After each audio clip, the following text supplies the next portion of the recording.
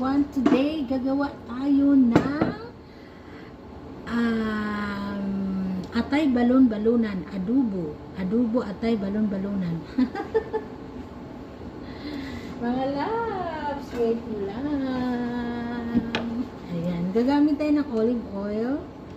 Hindi tayo gagamit ng mantika. Olive oil yung gagamitin natin. Kasi yayamanin tayo. Yayamanin yung amo. Ayan. So, meron tayong hinanda na bawang at sibuyas.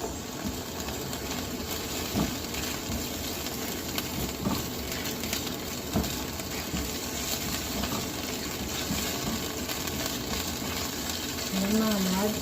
Ang gusto ko hindi masyado sunog yung ating garlic kasi kinakain ko yan guys. Tapos ilagay na natin yung ating onion. At syempre meron tayong ginger. Ayan. First, ilagay natin dito is yung ating balon-balunan. Ayan.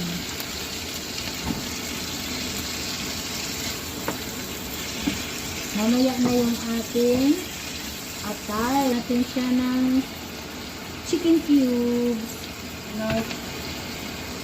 Cumin powder, black pepper. Ayan.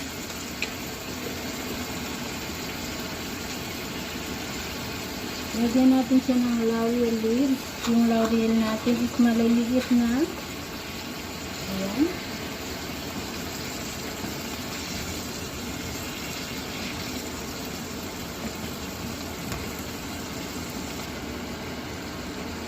Lalagyan na natin siya ng soy sauce.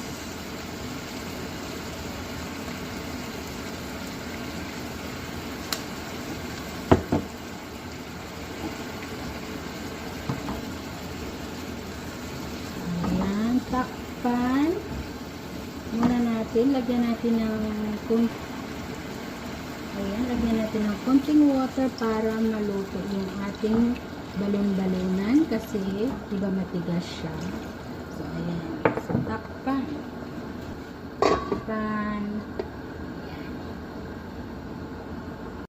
Ayan, mga langga. So, alam nyo, pag mag-adobo kasi ako ng atay at saka batikulon, pag mag-adobo ako nilalagyan ko ng patatas. Kasi alam nyo naman yung patatas, guys.